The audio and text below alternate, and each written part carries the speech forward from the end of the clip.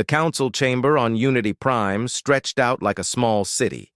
Thousands of seats rose in curved tiers, each occupied by a representative from the hundreds of species that made up the Galactic Council. At the center stood a platform where petitioners made their cases. Today, that platform held Ambassador Lisa Grant of Earth. She had stood here many times before. 30 years of meetings, proposals, and careful diplomacy.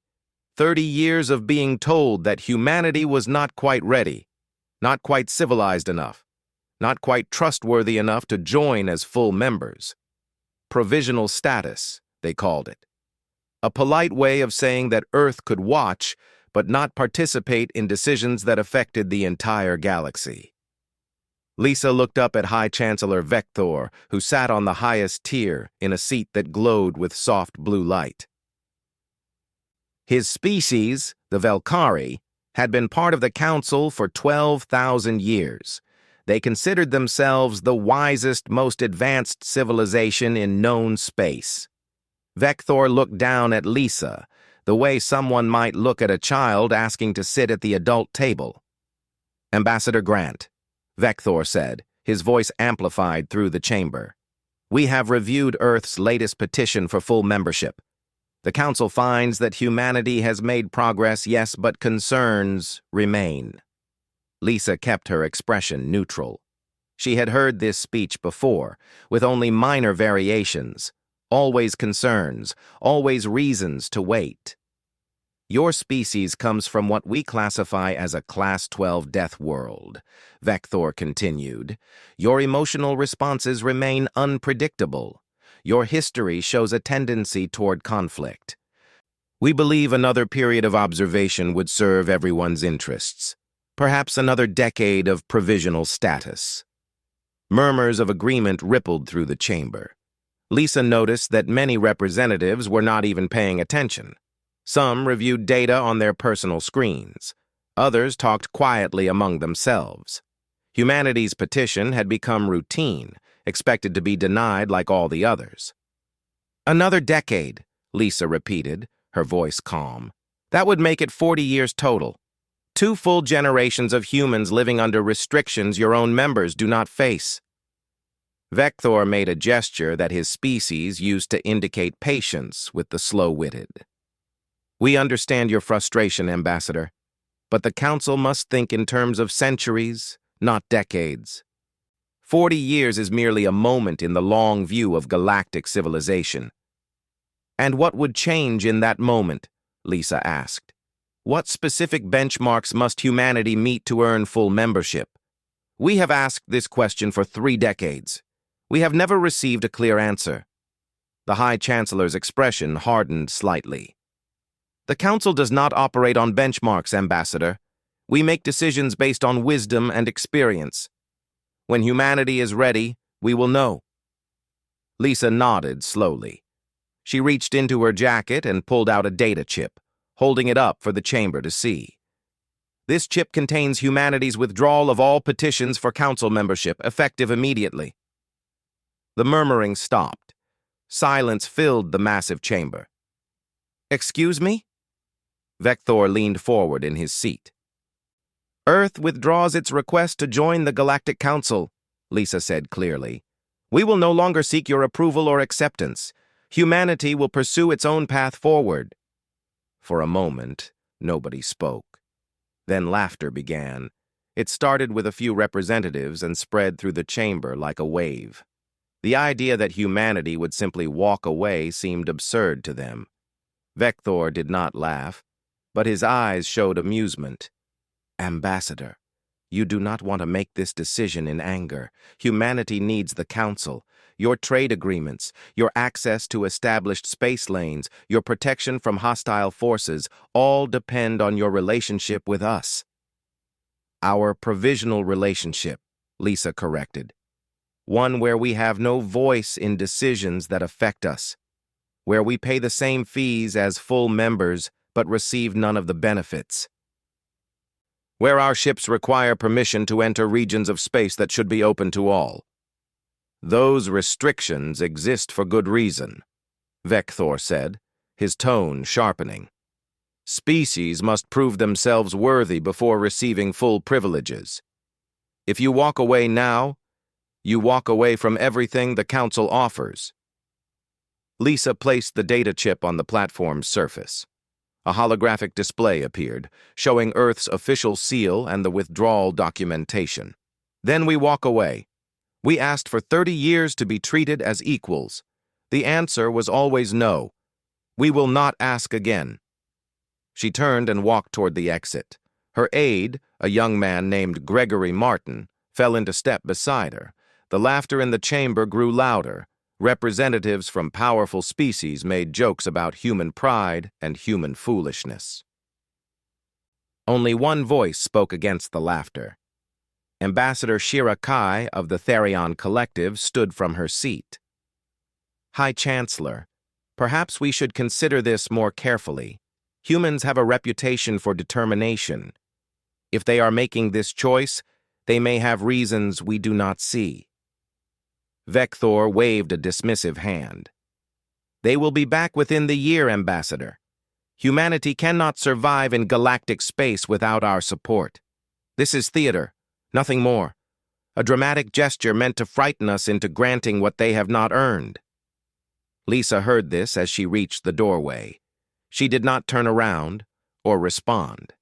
There was nothing more to say. Earth had said everything that mattered with actions, not words. The walk through Unity Prime's corridors felt longer than usual. Gregory stayed quiet until they reached their shuttle. Once inside, with the doors sealed, he finally spoke. That went exactly as predicted. Lisa sat in the command chair and activated the communication system. Get me Admiral Hayes. Secure channel. The connection took only seconds. Admiral Karen Hayes appeared on the screen, her gray hair pulled back in a tight bun, her uniform crisp and formal. Behind her, Lisa could see the bridge of a warship, crew members moving with purpose at their stations. Admiral, Lisa said, it's done. They rejected the petition and dismissed the withdrawal as a tantrum.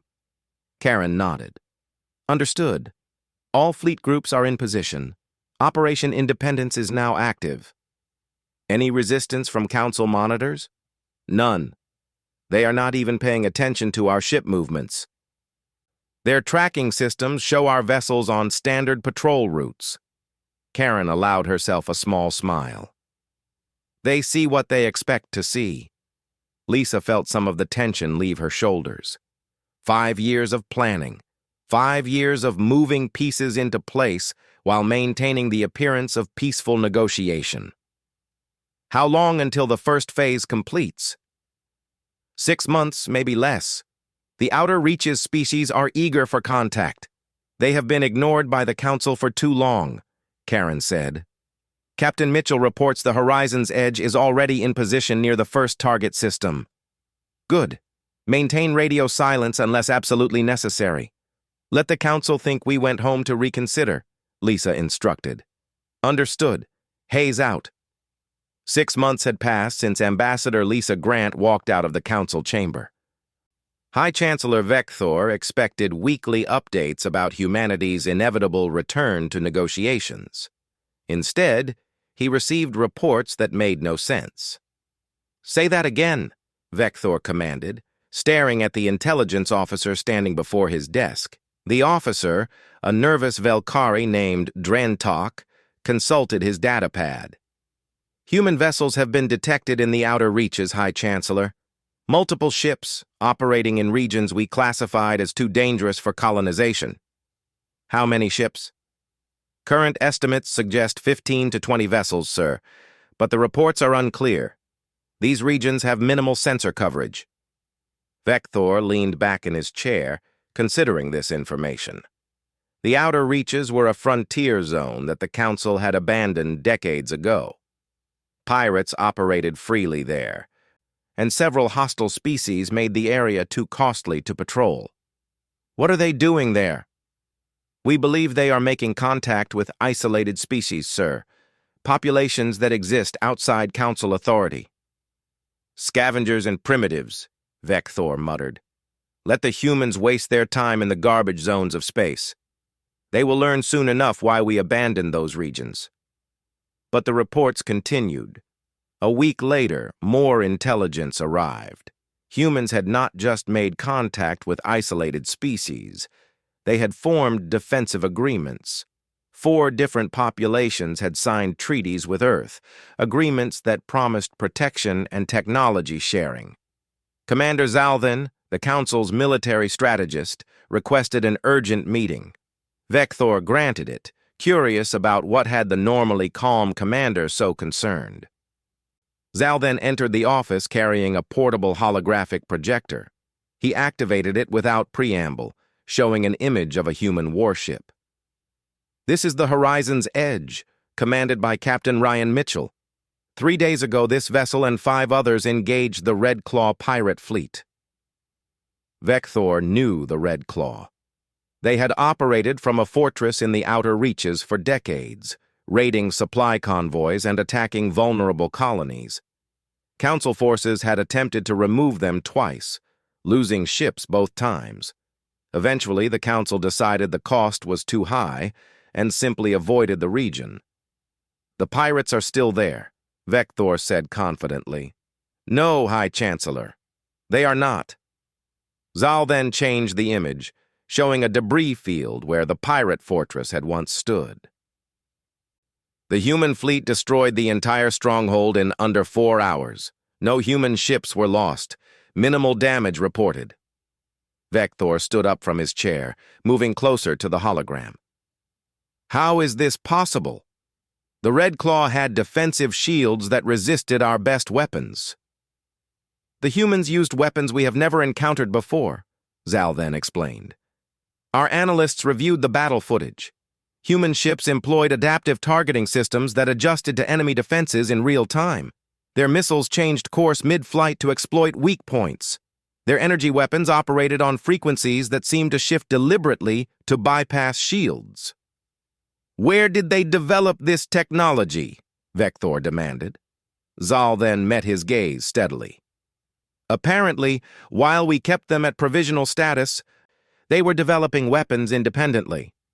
We assumed they would simply adopt our technology when they joined. We never considered they might innovate on their own. The High Chancellor walked to his window, looking out at Unity Prime's vast structure. What else do we know? They are building ships at a rate that concerns our analysts. Intelligence suggests humanity has manufacturing capabilities that rival our major industrial worlds. They may have hidden shipyards throughout their system. Impossible. We monitored their development. With respect, High Chancellor, we monitored what they allowed us to see. They hosted our inspection teams, showed us approved facilities, and answered our questions. But Earth is a large system with many moons and asteroid fields. There are places we never visited. Vector turned back to face Zalthan. Send Ambassador Shirakai to make contact. Deliver a formal message demanding they cease unauthorized expansion in the outer reaches. Remind them that all space activities should be coordinated with the Council. Sir, perhaps a more diplomatic approach. I gave you an order, Commander. Zal then bowed and left. Vector stood alone in his office, staring at the hologram of the destroyed pirate fortress. A small voice in his mind suggested this was becoming something more than a tantrum. He dismissed the thought. Humanity was young, barely a century in space. They could not possibly challenge an order that had stood for thousands of years. Ambassador Shirakai traveled to a neutral trading station called Haven's Rest, where Ambassador Lisa Grant had agreed to meet. The station existed in unclaimed space, serving as a gathering point for independent traders and species who operated outside Council control. When Shirakai arrived, she was surprised by what she saw. The docking bay held ships from species she recognized, populations from the outer reaches that usually avoided contact with Council representatives. They moved freely through the station, trading and socializing without fear. Lisa waited in a conference room, sitting at a table with representatives from 3 other species. Shirakai recognized them from intelligence reports. leaders of the isolated populations that had signed defensive pacts with Earth. "Ambassador Shirakai," Lisa said, standing to greet her. "Thank you for coming. Please, sit down." Shirakai noticed that Lisa's tone had changed. 6 months ago, she had been diplomatic, careful, always measuring her words. Now she spoke with the confidence of someone who held strong cards in a game of strategy. "I bring a message from the High Chancellor," Shirakai began, taking a seat. "The Council is concerned about unauthorized human expansion in the outer reaches. All species are expected to coordinate space activities with proper authority." Lisa smiled, but it did not reach her eyes. "The Council abandoned the outer reaches decades ago. You declared these regions too dangerous and costly to maintain. We are simply helping populations that your government left behind. The Council has jurisdiction over all space that contains sentient life," Shirakai said, reciting the official position. "Jurisdiction requires presence," one of the other representatives said, a being from a species called the Karathi. "Your council never helped us. When pirates raided our worlds, we called for assistance. Nobody came. The humans came. The humans helped." Shirakai turned to Lisa. "You are building a coalition against the council." "No," Lisa said firmly. "We are building a coalition outside the council. There is a difference. We are not trying to overthrow your government or declare war. We are simply creating an alternative for species who want one." "The High Chancellor will not accept this." "The High Chancellor does not have a choice," Lisa replied. "You cannot claim authority over space you do not occupy and populations you do not serve. We are offering these species what you refuse to provide: genuine partnership, mutual defense, and equal representation." Shirakai studied the human ambassador carefully. "You planned this. The withdrawal from membership negotiations was not an emotional response. It was a strategy.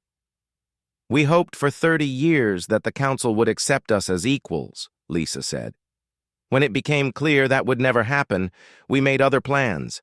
We did not make those plans in anger. We made them in practicality. If you continue this path, conflict becomes inevitable." Lisa's expression grew serious. "Ambassador, Earth did not leave the negotiating table hoping for peace. We left it prepared for whatever comes next. We would prefer cooperation, but we will not beg for it." Shirakai realized she was not delivering a message to a desperate species seeking readmission. She was negotiating with a rival power that had already established its own sphere of influence. "I will report this to the High Chancellor." "Please do," Lisa said, "and tell him something else. Humanity is not going away. We are not coming back to ask for permission. We are here. We are growing, and we are building a future that does not depend on his approval." The meeting ended shortly after. Shirakai returned to her. The message arrived through encrypted channels, carefully routed to avoid council monitoring systems. Ambassador Lisa Grant read it 3 times to make sure she understood correctly. 3 minor species, all current council members, had secretly requested information about joining humanity's defensive alliance. These were not frontier populations barely surviving in unclaimed space. These were civilized worlds with established governments, species that had belonged to the Galactic Council for centuries. They were willing to risk everything to leave. Lisa brought the message to Admiral Karen Hayes during a secure communication session. "This changes things. If council members start defecting to our alliance, Vector cannot ignore us anymore." Karen sat at her desk aboard the warship Defiant Shield, her expression thoughtful. "It also makes us a direct threat instead of an annoyance. The council might respond with force. Are we ready for that?" "We have been ready for that since the day you walked out of their chamber," Karen said. "But I would prefer they understand what they are facing before anyone fires a shot. Fear of war often prevents war better than any treaty." 2 weeks later, Admiral Hayes issued orders for Operation Visible Strength. 60 human warships, pulled from various assignments across the outer reaches, gathered in a neutral zone called the Gray Expanse. The location was deliberate. It sat between Council space and the new territories humanity had been developing, a region where any species could travel freely. Council observers noticed immediately. Intelligence reports flooded into Unity Prime about a massive human fleet gathering for unknown purposes. Commander Zal then requested permission to observe directly. High Chancellor Vec Thor, finally showing genuine concern, agreed. The Council sent a delegation of military observers aboard an unarmed science vessel. They arrived at the edge of the Gray Expanse and deployed sensor arrays to monitor the human fleet. What they witnessed over the next 6 hours would be discussed in military academies for years to come. The human ships began a combat exercise that demonstrated capabilities the Council had never suspected. Their vessels moved with coordination that suggested either highly advanced artificial intelligence or some form of shared consciousness. Ships acted as a single unit, responding to threats before they fully developed, covering each other's weaknesses with perfect timing. But the technology impressed the observers even more than the tactics. Human shields adapted during simulated combat, changing frequencies and density to counter different weapon types. When one shield configuration proved vulnerable, the system evolved a new defense in seconds.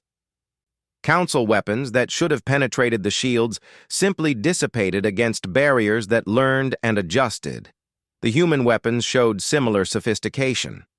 Missiles launched from one ship would coordinate with energy beams from another, creating combination attacks that overwhelmed defensive systems. The weapons seemed to communicate with each other, sharing targeting data and adjusting their approach based on enemy responses. Commander Zal then watched the exercise with growing alarm. His aide, a young officer named Felmark, kept providing commentary that made the situation worse. "Sir, those energy weapons are operating on frequencies I have never seen before. They shift at least 8 times during each firing sequence."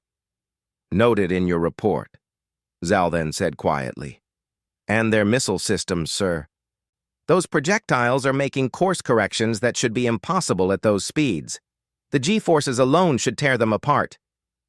"Note that as well." When the exercise ended, Zal then had enough data to fill multiple reports. But one fact dominated all others. If this fleet represented humanity's military capability, then any single council member would struggle to match it. If the humans had more ships hidden away, as intelligence suggested, then they might already be the strongest single military power in the galaxy. The council observers returned to Unity Prime. Zal then delivered his report directly to the High Chancellor and the military committee. The response was immediate. Economic sanctions were prepared against species that continued relations with Earth. Trade restrictions were drafted. The Council was preparing to force humanity back into submission. Then Dr. Paul Chen made his announcement. The message broadcast across all standard communication channels. Dr. Chen, Earth's lead scientist for Jumpgate technology, appeared in a recorded statement that every species in Council space could access. "Today, humanity activates the first independent Jumpgate network," he said simply. "These gates provide instant travel between designated points in space, creating new trade routes and travel options for all species who wish to use them." The image changed to show a jump gate, a massive ring structure that glowed with blue-white energy. Ships passed through it, disappearing from one location and emerging light years away at another gate. The technology was not new. The Council had maintained jump gates for thousands of years. But those gates were all Council property, controlled by Council authorities, and subject to Council fees and regulations. Our gates operate in unclaimed space and territories controlled by our alliance partners, Dr. Chen continued. Any ship from any species may use them freely. We charge no fees. We impose no restrictions beyond basic safety protocols. The galaxy is vast, and travel should not be controlled by any single authority. Within days, human jump gates appeared throughout the outer reaches and in several systems where humanity's allied species lived. Ships that had been forced to use Council-controlled space lanes now had alternatives. Traders who had paid Council tariffs could now travel through human gates at no cost. The economic implications were staggering. High Chancellor Vector convened an emergency session. The Council was losing its control over galactic commerce. But before they could formulate a response, another incident shifted public opinion even further. Station Kalari 5 was a Council science outpost studying a dangerous region of space known for gravitational anomalies. The station housed over 3,000 researchers from multiple species. When an unknown hostile force emerged from the anomalies and began attacking the station, the facility sent desperate calls for help. The nearest Council fleet, a patrol group led by Captain Vortheris, received the distress signal. Standard Council protocol was clear. Do not engage unknown hostiles of superior strength. Preserve fleet assets. Wait for reinforcements. Captain Vortheris followed protocol. His ships moved to a safe distance and requested backup from Unity Prime. The response would take at least 6 hours to arrive. The station did not have 6 hours.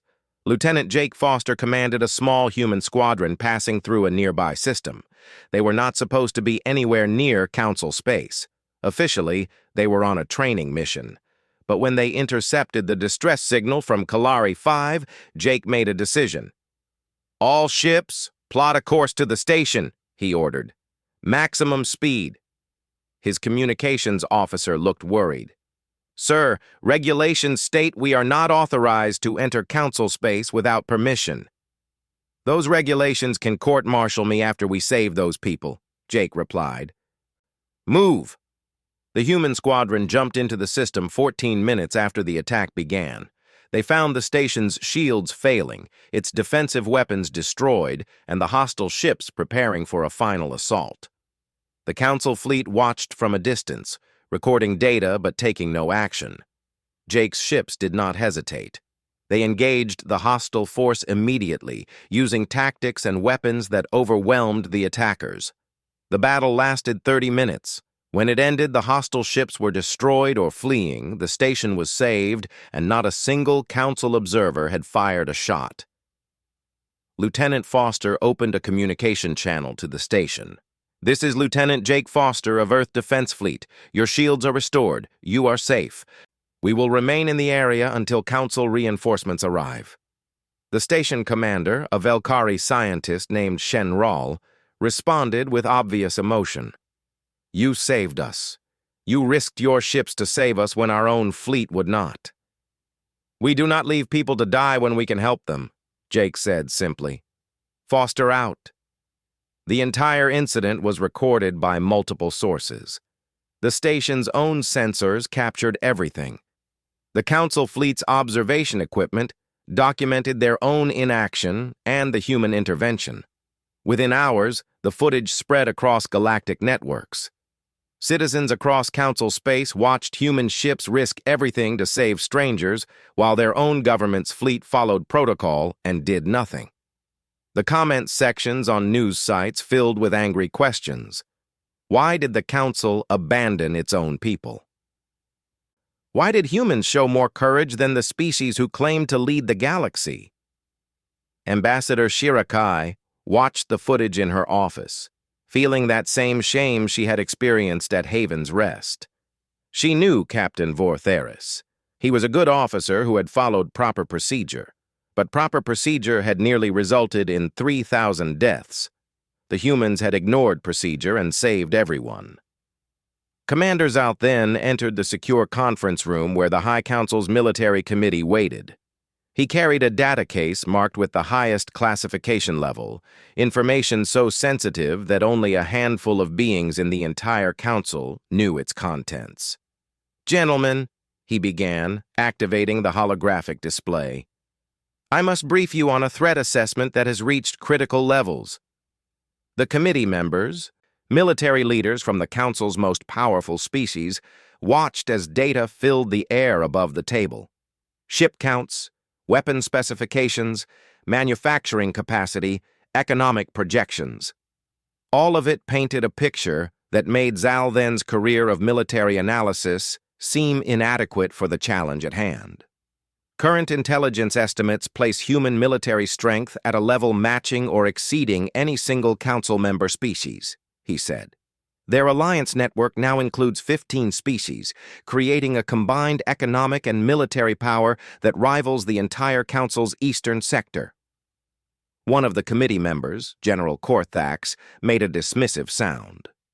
15 species from the outer reaches, scavengers and refugees. They have no real infrastructure. That was true 6 months ago, Zalthen replied. It is not true now. Humanity has been sharing technology and resources with their allies.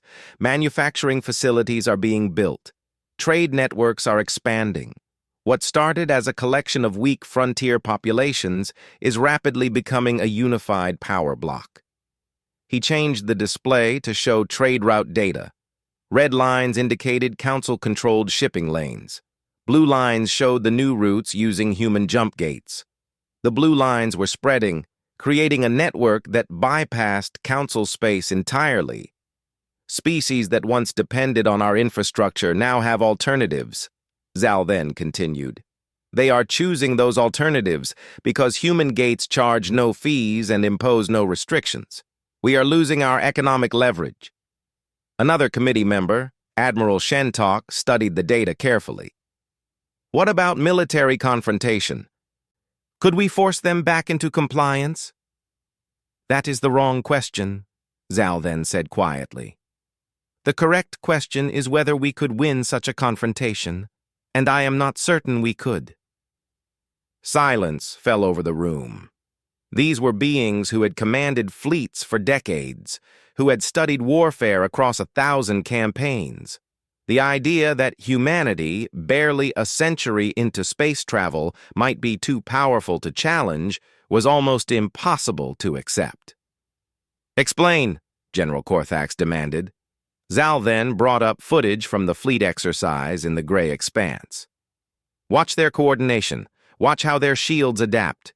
Watch their weapons adjust to enemy defenses in real time. We have spent thousands of years perfecting our military technology. They have spent 30 years developing something we never imagined. And they did it while we were watching them, confident they could never surprise us. He let the footage play out, showing the human fleet moving with machine precision, demonstrating capabilities that made council ships look outdated.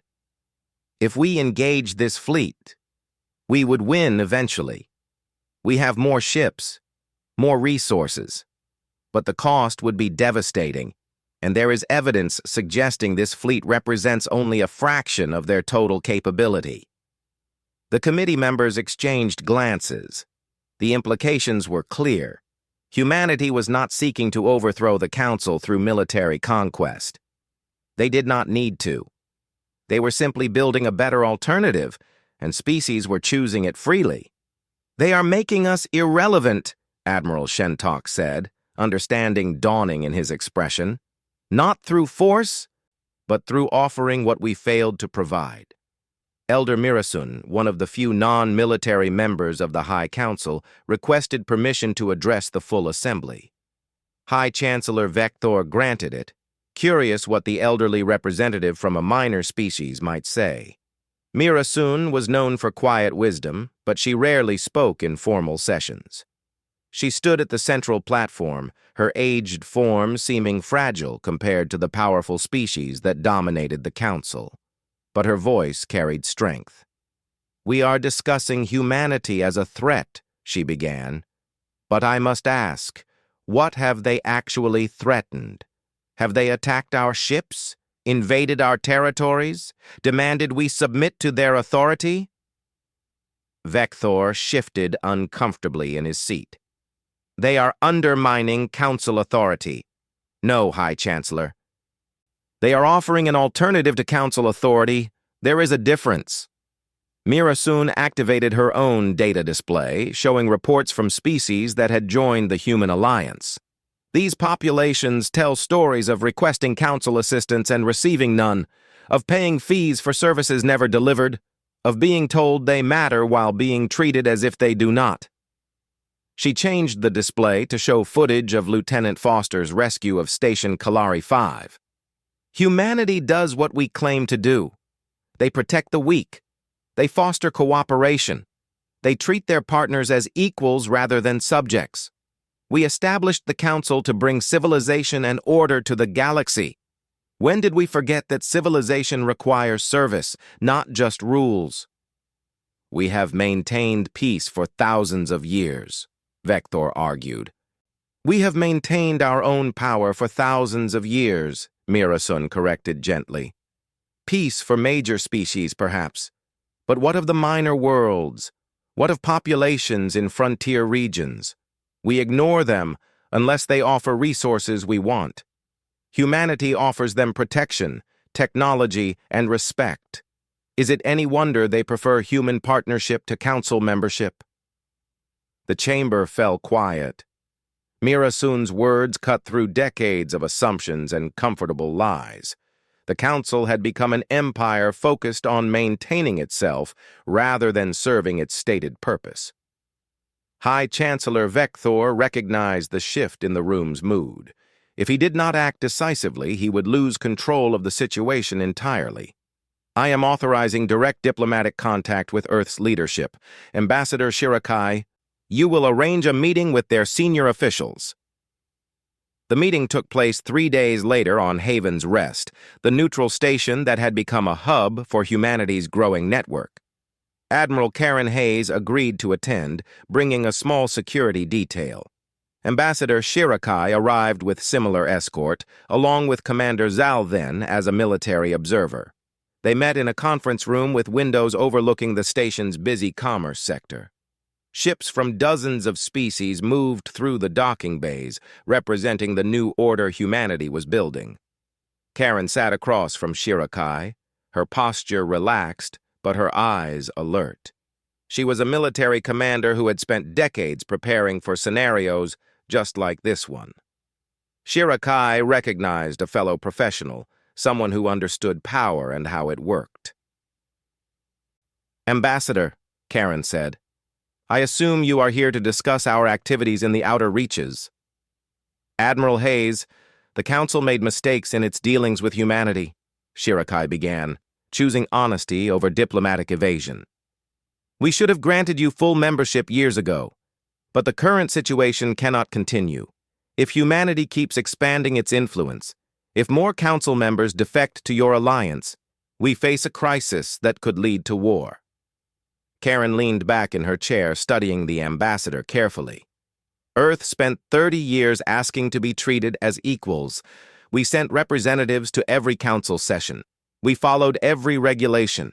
We paid every fee. And we were told again and again that we were not good enough, not civilized enough, not trustworthy enough. I understand your frustration. Do you? Karen interrupted, her voice still calm but carrying an edge. Do you understand what it means to be judged and found wanting for 3 decades? To watch your people dismissed as primitive deathworlders while you try to be patient and diplomatic? Shirakai met the Admiral's gaze steadily. No, I do not. My species was granted membership easily, thousands of years ago. We never faced what humanity faced. The honesty seemed to ease some of Karen's tension. The Council wants us to stop building our alliance, to step back and accept our place as a minor species. But we are past that point. We do not need the Council anymore. The galaxy is large enough for both of our organizations. Some Council members view your alliance as an existential threat, Shirakai warned. They will push for military action. Karen's expression hardened. Then they should understand something clearly. Earth did not walk away from negotiations hoping for peace. We walked away prepared for whatever comes next. We have been preparing for this possibility since the day Ambassador Grant left your chamber. You anticipated war? We anticipated everything, Karen said quietly. War, peace, economic blockade, political pressure. We planned for all of it. If the Council chooses conflict, they will discover that humanity is far more ready than they imagine. Commander Zal then, who had been silent until now, spoke up. "How long have you been preparing?" Karen looked at him directly. "Since we first applied for membership. 30 years ago, we hoped for acceptance. We also prepared for rejection. Hope for the best, prepare for the worst. It is a very human philosophy." The implications stunned both council representatives. For 30 years, while humanity engaged in peaceful diplomacy, they had also been building hidden shipyards, developing advanced weapons, and creating contingency plans for the day the council said no. The intelligence report landed on High Chancellor Vector's desk like a bomb. He read it once, then read it again, certain there must be an error. But Commander Zal then stood before him, expression grim, confirming that every word was accurate. "Hidden shipyards," Vector said slowly. "Throughout the Sol system. At least 12 major facilities," Zal then confirmed. "They built them inside asteroids, on moons we never bothered to scan thoroughly, in orbital positions that our monitoring satellites did not cover. We estimated humanity had perhaps 200 warships. Current analysis suggests the actual number exceeds 800. The High Chancellor felt something he had not experienced in decades: fear. Not the abstract concern of political maneuvering or economic shifts, but genuine fear of a threat the Council might not survive. 800 ships, all developed while we thought we were watching them. "They showed us what we expected to see," Zal then said. "We sent inspection teams to approved facilities. We reviewed data they provided. We never questioned whether they might be hiding capabilities because we were so certain of our own superiority." Vector activated his display screen, reviewing the intelligence files. Images showed massive construction facilities, manufacturing stations, weapons testing ranges, all operating in secret for years. "What else do we not know?" "They have been conducting war games, High Chancellor. Extensive simulations against every major council species. They know our fleet compositions, our tactical doctrines, our political weaknesses. If conflict comes, they will not be improvising strategies. They will be executing plans they have refined for years." The galaxy suddenly felt much smaller and much more dangerous. The Council had spent 30 years treating humanity as supplicants. Those same 30 years, humans had been preparing for the possibility that diplomacy would fail. The situation deteriorated further when Captain Ryan Mitchell's ship, the Horizon's Edge, encountered a Council patrol in the border regions between Council space and humanity's growing territories. The patrol commander, a Velkari named Torvanis, had been sent to intimidate a recently allied species back into Council compliance. Mitchell's ship arrived just as Torvanis was threatening to blockade the planet if they did not renounce their treaty with Earth. The human captain opened a communication channel that broadcast on all frequencies, making the encounter public from the beginning. "This is Captain Ryan Mitchell of the Horizon's Edge. Council Patrol, you are engaging in threatening behavior against a sovereign species in their own territory. Cease immediately." Torvanis, backed by 3 modern Council warships, felt confident. "Human vessel, you have no authority here. This is a Council matter. Depart immediately or face consequences." "The species you are threatening is our ally. That makes it our matter," Mitchell replied calmly. "Last warning.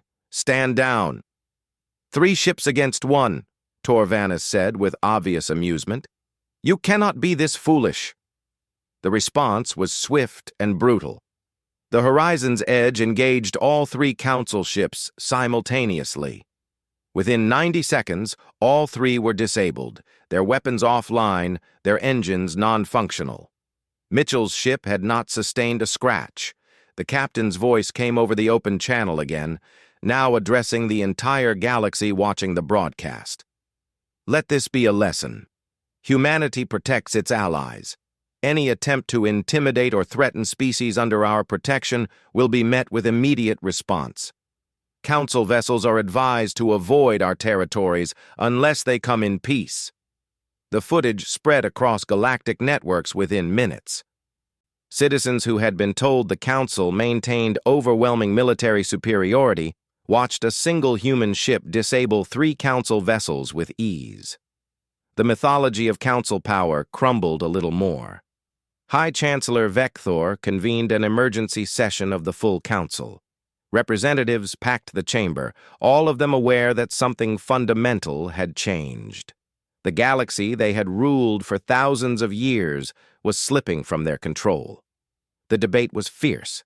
Hawkish members demanded immediate military action to crush humanity before they grew stronger. Others argued for negotiation, pointing out that humanity had not actually declared war or attacked without provocation. The council was fractured, unable to agree on a response. Elder Mirasun requested the floor. When Vector granted permission, the elderly representative stood, looking older and wearier than before. "We stand at a turning point," she began, her voice carrying through the silent chamber. "We can choose war with a power that has proven itself capable and prepared. We can choose to destroy countless lives fighting an enemy we created through our own arrogance, or we can choose wisdom." "They challenge our authority," General Korthax shouted from his seat. "We cannot allow that." "Our authority is already challenged," Mirasun replied. 15 species have left our sphere of influence. Dozens more are considering it. We did not lose them to human weapons. We lost them to human values. They offer what we stopped providing: genuine protection, honest partnership, and equal voice.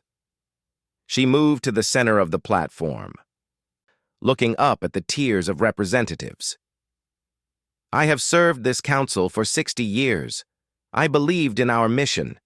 But somewhere along the way, we stopped serving the galaxy and started serving ourselves. We became an empire of privilege and bureaucracy. When humanity asked to join us, we should have welcomed them. Instead, we dismissed them, and in doing so, we forced them to build something that may replace us entirely." The chamber erupted in argument. But Vector, watching from his elevated seat, finally understood the truth in Mirasun's words.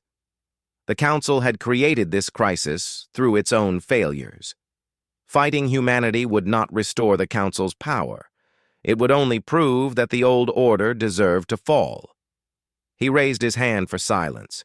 When the chamber quieted, he spoke words that would change everything. "Send a message to Earth. The Council requests a diplomatic summit with humanity and their allies. We will meet as equal sovereign powers to discuss the future of galactic governance." Ambassador Lisa Grant received the message aboard her ship as it traveled through human-controlled space. She read it carefully, noting the change in language. Not a summons, not a demand, a request. She consulted with Earth's government and the leaders of the allied species. Together, they drafted a response. Humanity would attend the summit, but they had conditions. All members of the Human Alliance would participate. Discussions would address not just Earth's status, but fundamental reforms to how the Council operated. And the summit would take place at Unity Prime, but humanity would arrive as partners, not petitioners. 2 weeks later, Lisa's ship approached Unity Prime once more. But this time, she did not come alone. 50 vessels accompanied her, representing humanity and every species in their alliance. The fleet was not an invasion force. It was a statement, a declaration that the days of humanity begging for acceptance were over. Council security monitored the approaching fleet with nervous attention.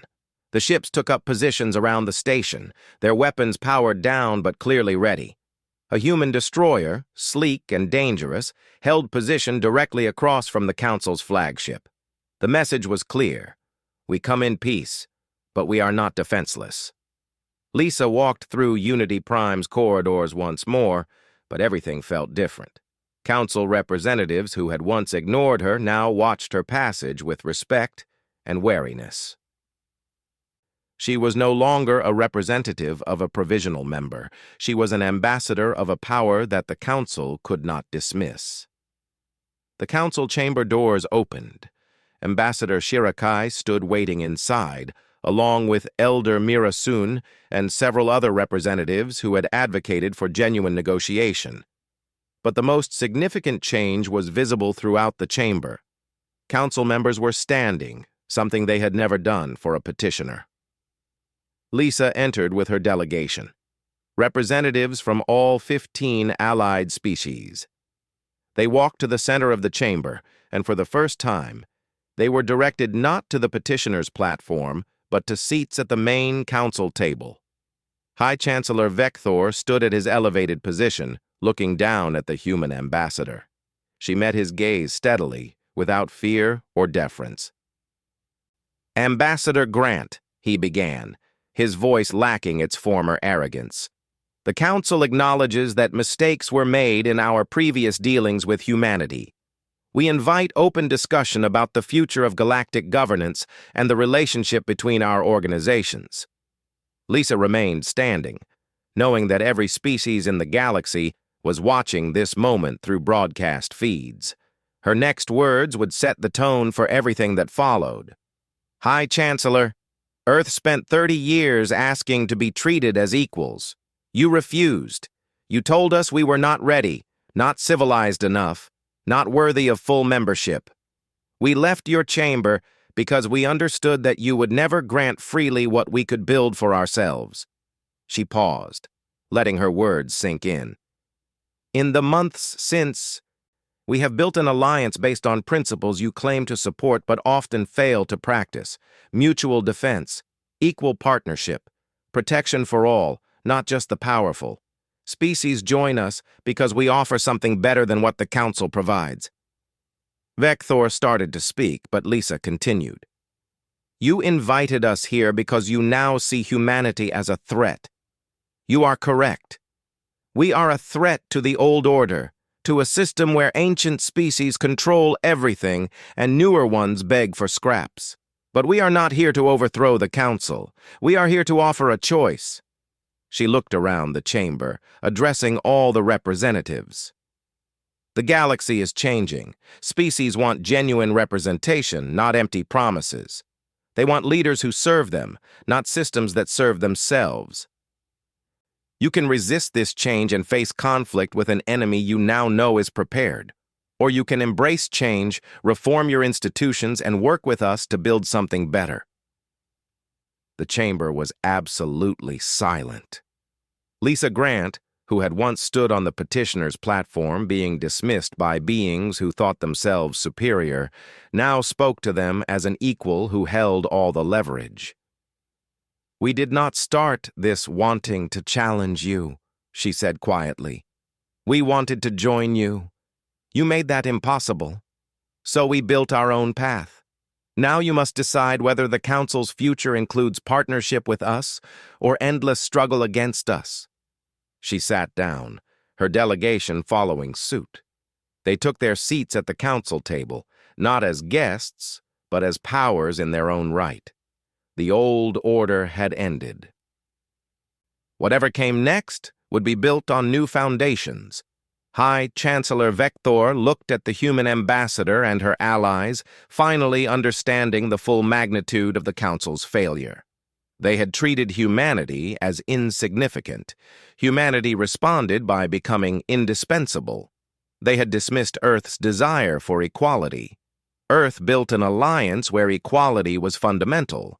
The Council wanted to know what humanity would do when told they did not matter. Now they knew. Humanity showed them by making themselves impossible to ignore. "What do you want?" Shirakai asked. "What would it take to avoid this conflict?" "We want what we always wanted," Karen replied. "Recognition as equals. But now we want it for ourselves and for the species who have joined us. We are building something new, Ambassador. An alliance based on mutual respect, rather than ancient hierarchy. If the Council can accept that, we have no quarrel. But if you try to force us back into subordination, you will find that we are no longer the weak petitioners who begged for your approval." The meeting ended without resolution. Shirakai and Zal then returned to Unity Prime with a message that terrified the High Council. Humanity was not bluffing. They were not overreaching. They were simply doing exactly what they had promised, building their own future, with or without council permission. And if the council chose to make it a war, humanity was ready for that too.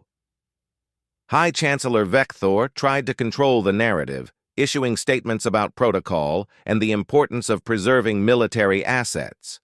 But the public did not care about protocol.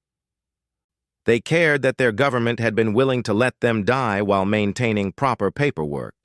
In the outer reaches, more species applied to join humanity's alliance. On council worlds, citizens began questioning whether their ancient government still served their interests.